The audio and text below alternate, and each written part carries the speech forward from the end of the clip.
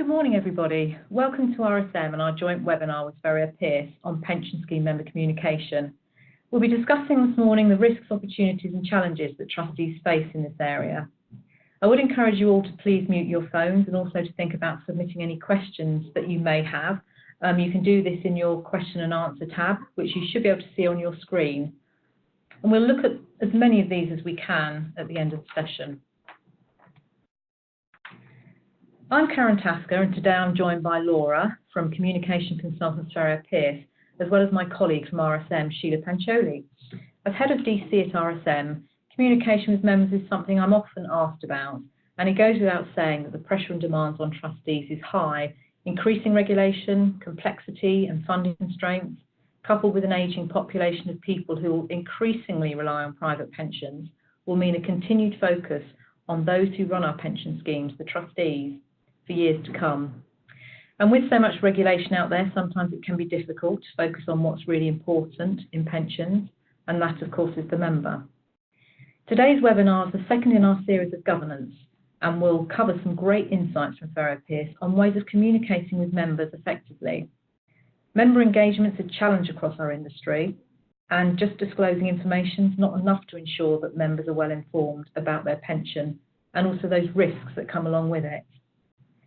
Sheila Pancholi, our Technology Risk Assurance Partner, will focus on your concerns around safeguarding the personal data, ensuring compliance with GDPR, and being aware of the cyber risks associated with enhanced digital communications. And I will provide an overview on best practice communications observed on our clients at RSM through our governance benchmarking tool. So our RSM 2019 Future of Pension Scheme Trusteeship Survey interviewed almost 200 trustees to find out what the biggest issues facing the industry were. And one area we explored was communication and whether the industry needs a communication method overhaul. We found the most common method of communication is still overwhelmingly with letters or newsletters, with 90% choosing snail mail. This is a costly communication method in terms of both production time and actually issuing the statements or the information to members. So this also brings in the added risk of fraud from mail possibly falling into the wrong hands. Only 30% of trustees communicate with their members via email, which is really a troubling statistic, and it's made no easier by outdated member data. So really modernising the way in which trustees contact members would revolutionise the entire industry, and this in turn would reach and engage more people, as well as making more members think about their own retirement provision, which is really needed in this society. We know that effective communication with members can be tricky, especially in this industry, and trustees can, under pressure by the sometimes staggering expectations of their role, have little time to actually engage with those members regularly and beyond that annual statutory requirement. And when asked by RSM, only 50% of DB schemes did contact their members more than once a year. DC scheme trustees scored slightly better, with just over half contacting members more than once a year beyond what they needed to do statutorily. The split between DB and DC is expected, as DC schemes are typically active, current employers are more likely to be engaged with DC, and DB schemes, they often have more legacy arrangements in place. There'll be less drive and less resource from the employer to stay in touch with these individuals that no longer work for the company, so it does tend to be less. So this slide shows an example of an extract from our benchmarking tool. Information has been gathered from our pension scheme client base on all aspects of governance, and one of these sections focuses on the member engagement and looks at communication with members. So we asked questions around frequency of communication with members and whether any feedback from members has been obtained. And typically, we're seeing schemes are communicating better with active members than with deferred members, as you would expect. Many schemes don't communicate with deferred members on an annual basis, and some don't even send a benefit statement. We've also asked schemes about electronic communication this year as a new question. And while some schemes are doing this, others have some way still to go in this area. We considered the quality of the member websites, and again, we see some variation in this area. Some scheme websites are very informative and contain useful information, some for members to facilitate decisions that they make, and others are quite limited or out of date. So this is another area where improvements still could be made. And what are we seeing in terms of our DC clients? So schemes are looking at being more innovative in getting members to engage. For example, some DC clients are running workshops to try and encourage their members who aren't participating in matched contributions and encourage them to get involved and invest in their future. So the use of IT is also important, and trustees are thinking about apps and technology to make it easier and more attractive for members to engage. And this is key to get younger people, younger members, to take an interest in their future by providing pension modelers, etc., and what-if calculators. So Laura, I know at Ferrier Pearce you've also looked at benchmarking communication with a range of your clients. Would you talk us through some of your findings? Yes, absolutely. Quite often when we start working with a new client, they ask us how they compare to the market. So we've done quite a lot of analysis on it. We use these 3 criteria to help us define best practice: functionality, engagement, and ambition. So functionality is about the channels that you use and how you use them. You need to make sure they're very joined up and all connect to each other. Engagement is about breaking down information into bite-sized chunks, making it appealing and relevant to the user, and making sure that you don't use jargon.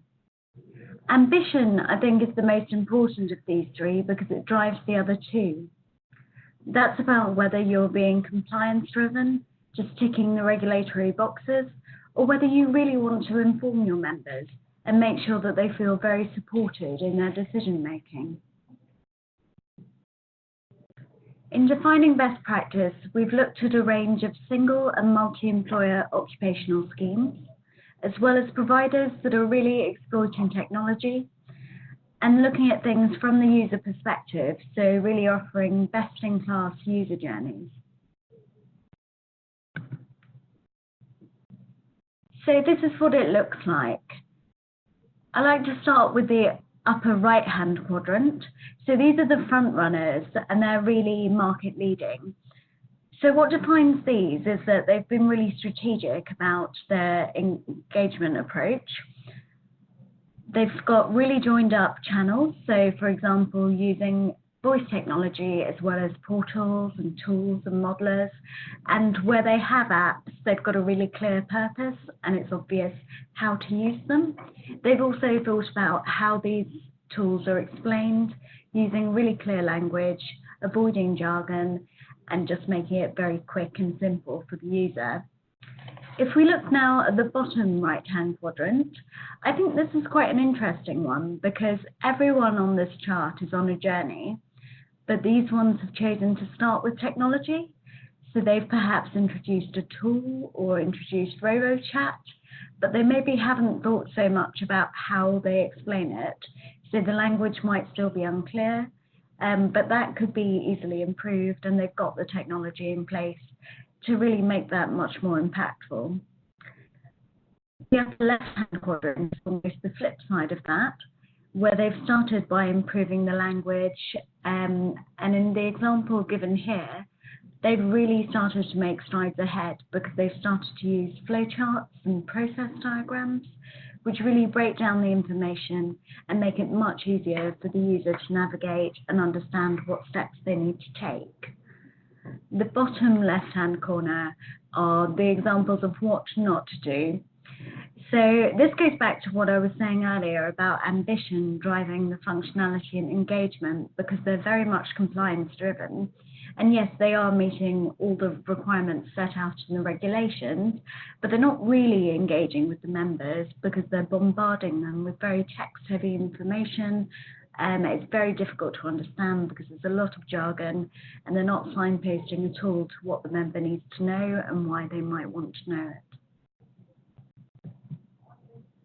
So I hope you can see that communications are changing. Traditionally, more people have been in that bottom left-hand quadrant, and so being very passive, very compliance-driven, often quite inconsistent because they'll have multiple providers and they'll send out their own communications with the branding that applies to those providers. the communications have also traditionally been very complex and very one-size-fits-all, so it's not clear why an individual member would want to take the time to read it. But they're becoming much more accessible, and people are taking significantly more steps to make communications that are truly relevant and make it really simple for members to know what they're supposed to do, when they're supposed to do it, and why. So one way of making things more relevant is to use more digital, because it makes things much simpler to show members only content that relates to them, and it gives them the opportunity to engage with it immediately. I wanted to share some stats with you from the Ofcom market report from last year. I think this is quite staggering, actually, because a lot of hours a week. Well, people claim to spend an entire day a week online, which actually, from our perspective, is a really great opportunity, because that's time when we could be engaging with them because they would be online anyway. I think it's important to note that almost all adults own a smartphone now, and 7 in 10 commuters are using that smartphone on their journey. So again, that is prime time when schemes and providers could be engaging with them when they wouldn't necessarily be doing anything else. And the last point here is that 62% of time spent on the internet is on mobile devices. So that means that everything has to be mobile ready. It has to be designed mobile first, because if it works on a smartphone, it'll work on other devices like a desktop, a laptop, a tablet, but the same isn't true the other way around. So Sheila, what are your thoughts on digital communication? Well, I think Laura raises some really interesting points. You know, I think what we are seeing, obviously, is a real shift in terms of how member data is being shared and communicated. And clearly, being able to take advantage of digital transformation is a great thing. You know, one of the things we found is that in the age of the internet, it's completely changed the world in which we work in. So connectivity is great. It's really transformed our lives. We think now we can talk, play games, shop, watch movies, listen to music, do business, all online, all in real time. So it does mean we have much richer lives. But also the connectivity, unfortunately, comes at a price. So, you know, we're all very aware that there are cyber criminals out there who want to access, steal, modify, destroy, and otherwise exploit data. And this is why we really need to be aware of what good looks like when it comes to cybersecurity and cyber risk management. So cybersecurity affects everybody. You know, it affects us as individuals, it affects our organizations that we work in, other businesses that we work with. It affects governments and countries. So, you know, there's a big geopolitical shift towards cybercrime that we've seen over the last few years as well. And in effect, the more connected devices we have, the more the cyber attacks are likely to increase.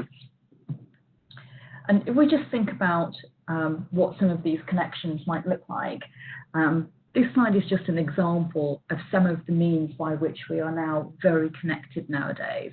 So if we just pick some out, you know, the cloud, i.e. lots of things are now being hosted in the cloud. It's a great opportunity because it gives us efficiency and resilience, and it's cost effective. But clearly there are also some risks with putting data in the cloud. And then mobile working and social media. You know, we all do it, but do we actually think about the risks when we're sharing data over those mediums? So this slide goes back to the back end of last year, so still very current, world's largest data breaches as of December 2018. And it's actually from a website called The Information is Beautiful. So if you wanted to look up more information on this, there's plenty of stats and interesting facts on this website.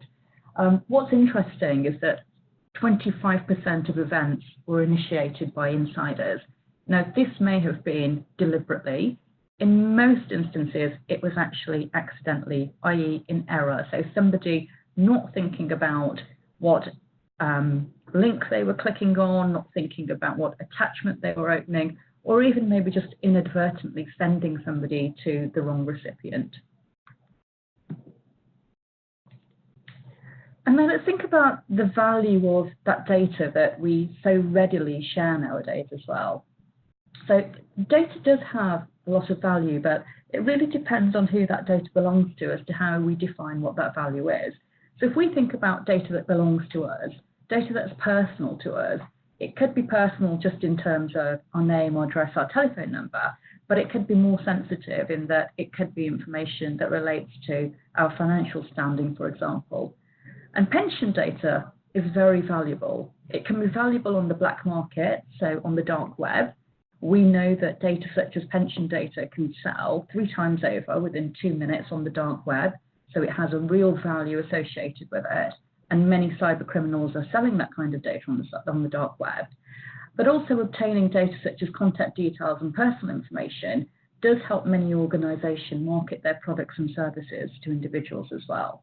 So again, lots of value associated with data, which is why we need to think about how we safeguard it. So what do today's cyber threats actually look like? There's many, in fact, probably more than we could fit on one slide, and lots of different terminology used as well to define what a cyber attack could be nowadays. What's on this slide is really the top 5. So these are the ones that we've seen the most significant increase in over the past year or so.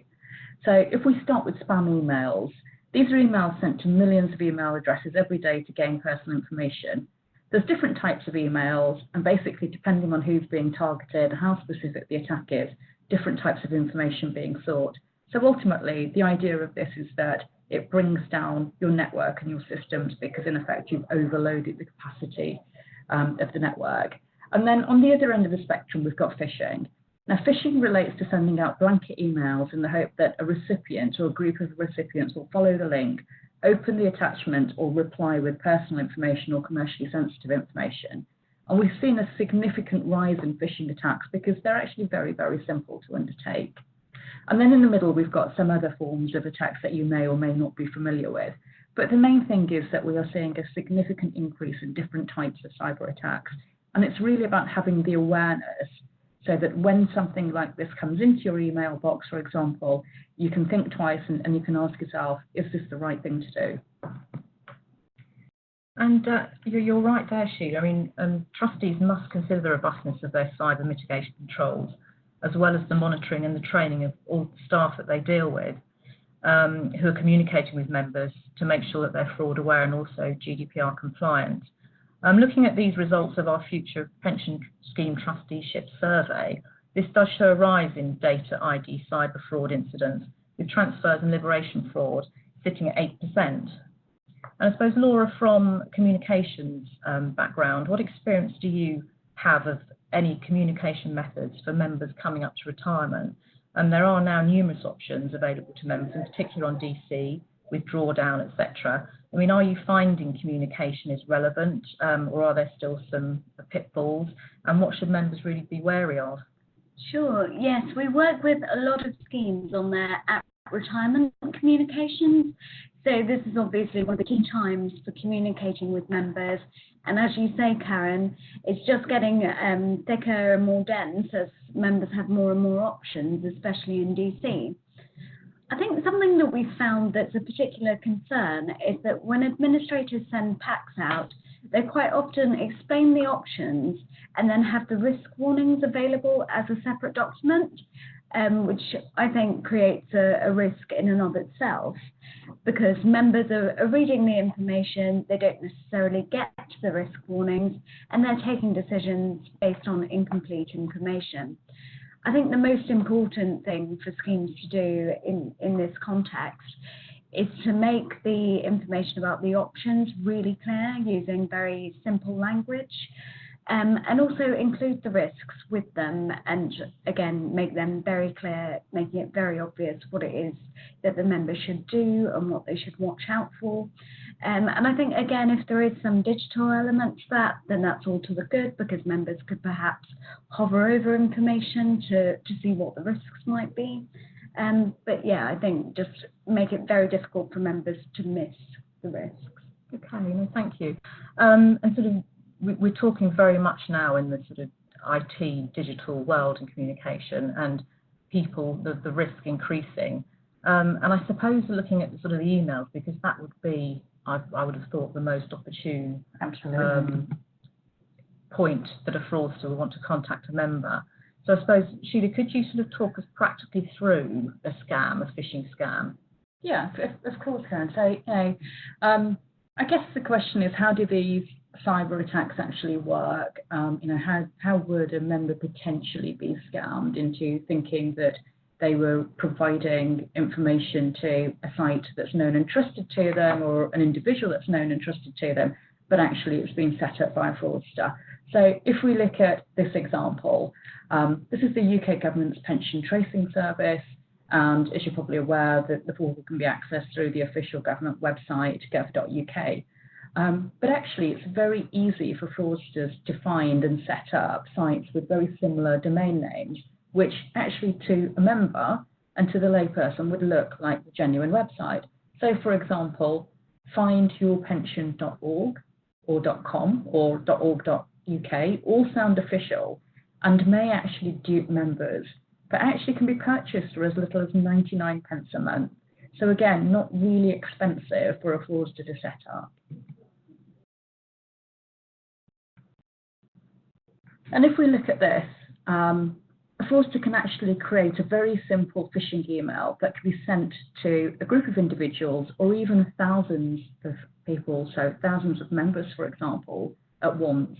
And these emails look very genuine. They often contain logos or graphics that have been cut and pasted from genuine websites. So quite often it is quite difficult to identify that they're not the real site. The email often asks the recipient to log on, and what this is doing is giving the fraudsters the opportunity to collect their username and password, or quite often even to complete a registration form. And again, what's happening here is that those fraudsters are collecting personal information belonging to the members by doing this.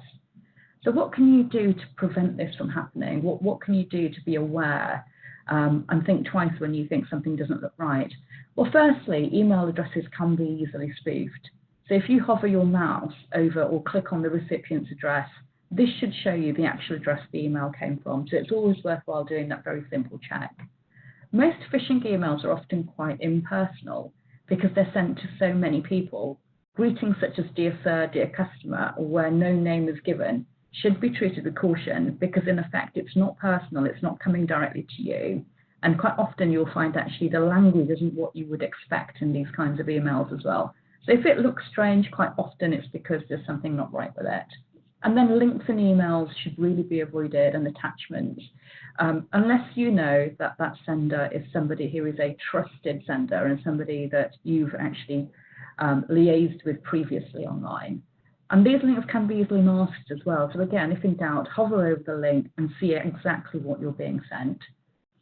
Fraudsters want to gather your details, and quite often they want to do it as quickly as possible. So what they're trying to do is trying to get you to provide that information, maybe when you're rushing or maybe when a deadline's due. So quite often, if there's a missed payment, for example, they'll be targeting you at that point because you may be subject to a financial penalty if you don't make the deadline. So again, just think about what you're doing and don't rush into anything.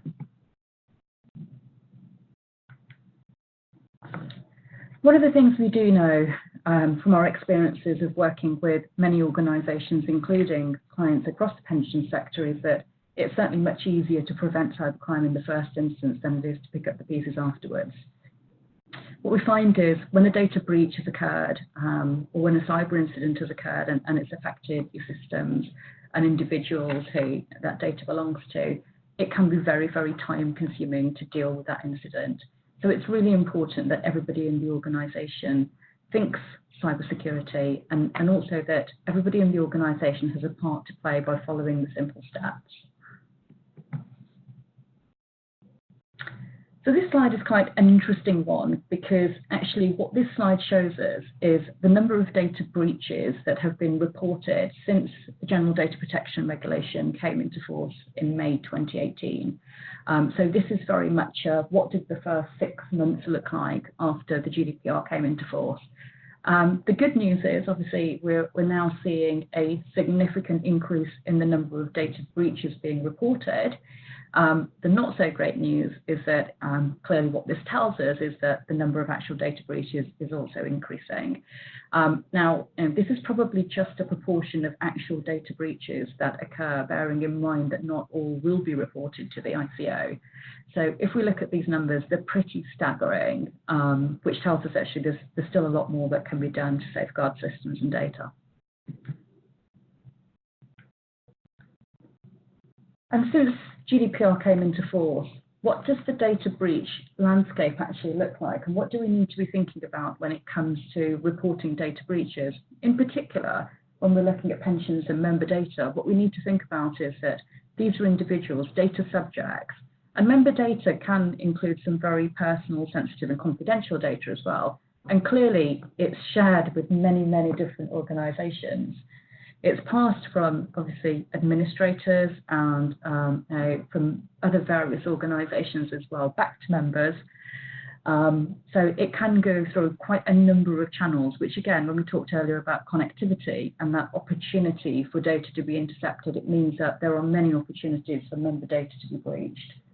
So under the GDPR, what do we need to do? Well, there are some very strict guidelines about reporting data breaches, which includes obviously informing the ICO depending on the nature of the breach, potentially informing the individuals, i.e. it could be the members, that their data has been breached, and also really undertaking a formal investigation as well. So it's clear what happened, but also what safeguards you've put in place to contain that data breach afterwards. And some very simple things that it would be worthwhile asking yourselves, just in terms of, how do we go about safeguarding this member data? So where is the data? Where does it go to, i.e. who is it shared with? Are these all trusted organisations? Do we have an independent assessment undertaken on an annual basis of all third parties that we're sharing personal data with, or third parties who have responsibility for processing member data? Who has access to it? Even within our own organisation or within third-party organisations, do we have adequate segregation of duties in place in terms of who has access to what types of data? And what's the data being used for? i.e. is it being used lawfully? Remember, members are covered under the General Data Protection Regulation, which means two things. Either there's a legal purpose, i.e. a legal basis, to share and process that personal data, or they've provided consent. And it needs to be really clear how you're going about dealing with that data, depending on what that basis is. Thank you, Sheila. And these questions do become more and more important as communication becomes more sophisticated. Laura, you talked earlier about the member journey and also the trends towards more relevant, accessible, personal communication. Are you perhaps able to show some of the sort of current portals and IT sites available to members? Yes, absolutely. So there are a number of companies here that you've probably come across or at least heard of.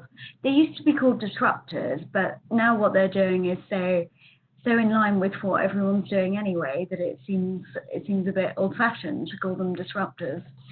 So Pension B in particular, you might have come across.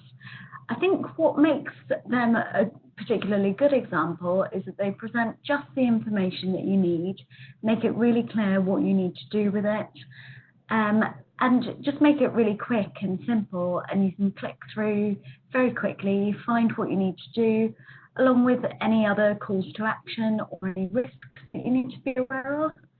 There are also a variety of other savings companies and employee benefits, which are really using these techniques that I think we can certainly learn from in the pensions communications space. We've also seen other examples in the savings space, which I think are very valuable. So we particularly like Monzo, which allows you to save into different pots for different purposes. So, for example, saving for a holiday or for a house deposit.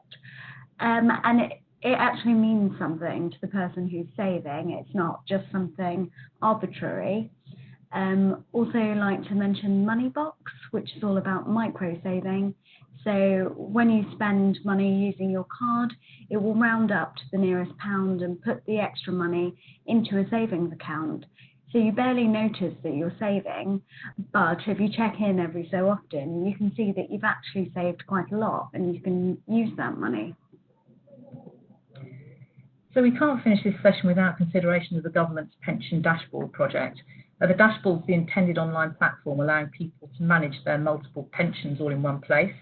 It's aimed to reduce unclaimed savings and help to mitigate pension fraud.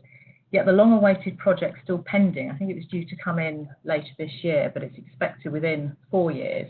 So Laura, do you have any thoughts at all on the dashboard? Do you feel it's a positive thing to introduce?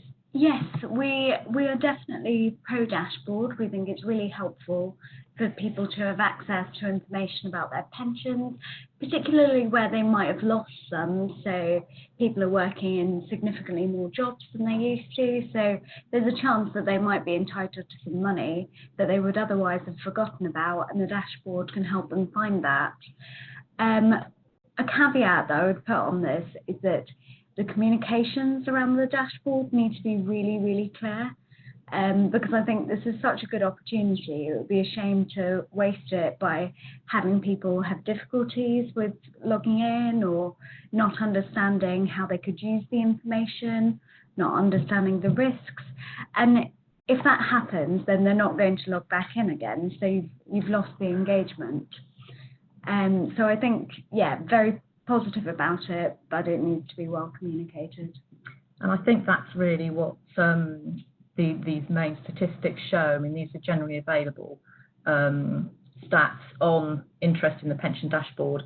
And as you can see down the first one, 72% of UK workers think that it's a great call to have all your single pensions on one dashboard.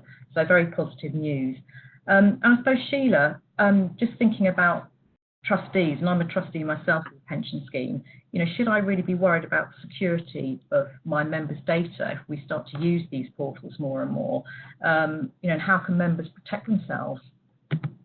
Well, I think it's a given, really, isn't it, Karen? Absolutely. As a trustee, you have a responsibility for safeguarding member data. And I think there will be an expectation on the members that that's what you are doing.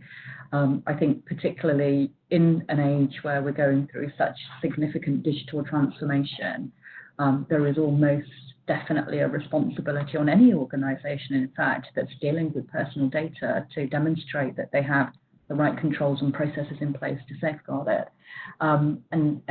This next slide just gives you a very high-level overview in terms of, what are those minimum expectations really for trustees to think about. So two-factor authentication, making sure that it's difficult to access the data for somebody who is trying to fraudulently or to undertake some form of cyber attack, making sure that you've got at least a user ID and password.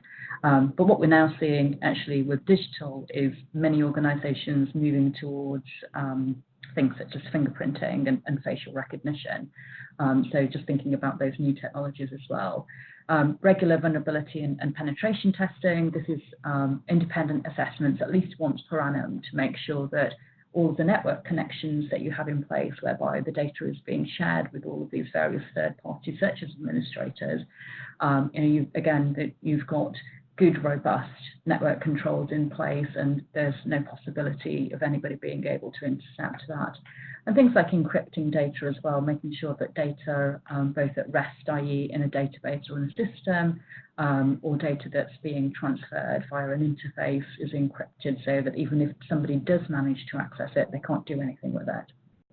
Okay. And Laura, from your perspective, any final thoughts from you on what actions trustees can take to enhance member engagement? Yes, I think one of the most important things is to always remember who the communication is for. So always be thinking about things from the member's perspective. What do they need to know? Why? How should you be providing it to them? I think you also need to remember to be explaining all the risks and others that we've talked about, and very clearly and in context, to give them a real chance of understanding the risks and actually being properly supported when they're making decisions. I think it's important to be making greater use of digital channels, which makes it much easier to be more relevant and have really meaningful two-way conversations with your members. And again, just to make sure that you're always up to date with the risks and the steps that you can take to mitigate them. Okay, thank you very much. So we hope the content of this webinar provided you with an insight into some of the challenges of communication, and hopefully it's raised your awareness of the ways in which any loss of personal data through various channels can be mitigated. As always, please remember the TPR guidance to communication, which is available together with their pension scams and cybersecurity guidance. And the TPR do recommend including these pieces of guidance when sending your annual benefit statements out to members. You will be sent a copy of the webinar, a link to the webinar following the end of this session. And if you'd like to be kept informed of other forthcoming webinars and publications, please do visit our website and confirm that you wish to opt in by following the link in the email. We hope you found the results and presentation useful, and we'll now turn to answering some of your questions that have come in. Okay, let's just have a look at these questions.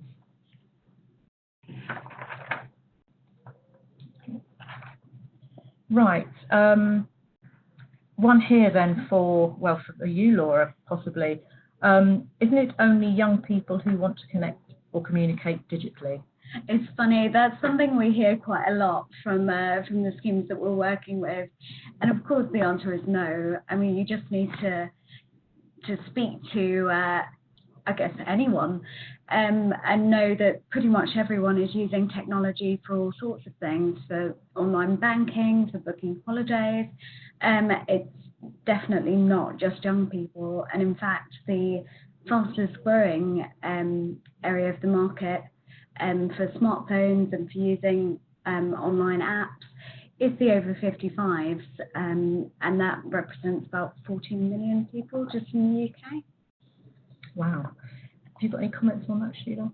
I mean, I would completely agree. I think what we're seeing is, schools teaching 4-year-olds to use digital apps now, right through to second, third generations using apps and iPhones and various other media. So yeah, I certainly don't think it's geared towards a certain age group. And really, everybody needs to move with the time. So it's really thinking about everybody as a whole rather than just trying to focus on one particular age group for the future. Mm-hmm. We've had a few questions actually coming in on the same sort of issue or topic. Are we seeing the pension sector taking cybersecurity seriously, or can more be done? And another question on, would there be value in developing a competency certificate for trustees to provide some sort of accreditation for individuals on their competency, the board members? I think it's an interesting question, and I guess it's broader than just the pension sector, but specifically for trustees within this sector. As a minimum, obviously the trustees need to have awareness and some form of formal training and education so that they're really aware of what the risks are and thinking about how the organisation they're representing is dealing with those risks and can really challenge what the organisation is doing and really think about, well, is our investment appropriate? Are we safeguarding our member data appropriately? And even thinking about, okay, in the event of a breach, have we got the right processes in place to deal with that and contain that breach and keep disruption and also reputation damage to a minimum? The certification question is an interesting one. I guess it's a difficult one as well, because how complex and how technical would you want that to be? Is that really what a trustee is expected to be able to deliver on? What I would suggest, and certainly what we're seeing happening more readily now, is that boards in general are looking to bring on non-exec directors who understand the technology space. So we are seeing a real drive in boards actively seeking out having a non-exec director who can really ask those challenging questions and be that voice of somebody who understands the technical landscape and can bring that level of sort of input to the board, as opposed to expecting trustees to become qualified in what is a very complex area. We've had another question here. How can I encourage the employer to invest in communications or cyber to protect our members. And I suppose that again covers the point we've just talked about in the accreditation, because all of that comes at cost. So I suppose, Laura, from your perspective on working with schemes, I mean, I would have thought that the larger schemes tend to have the more budgetary resources. I just wondered what you're seeing in that front. Yes, I think it's a conversation that we quite often have either at the beginning of a relationship with a client or when we start a new project. And I think the answer is really to get the employer on board really early. So involve them in your initial discussions about what you're thinking. And I think being able to show how it ties into your business objectives and your overall strategy is really important. And also, I think you can talk about it in commercial terms. So, you know, are there ways that you could be saving money through better communications?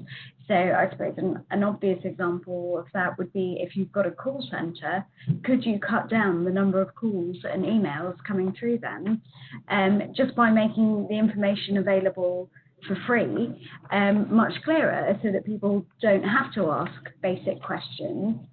And I suppose another way, again, is to increase digitisation, because then you're not spending huge amounts of money on printing and posting, and you can respond between yourself and the member much more quickly and much more cost effectively.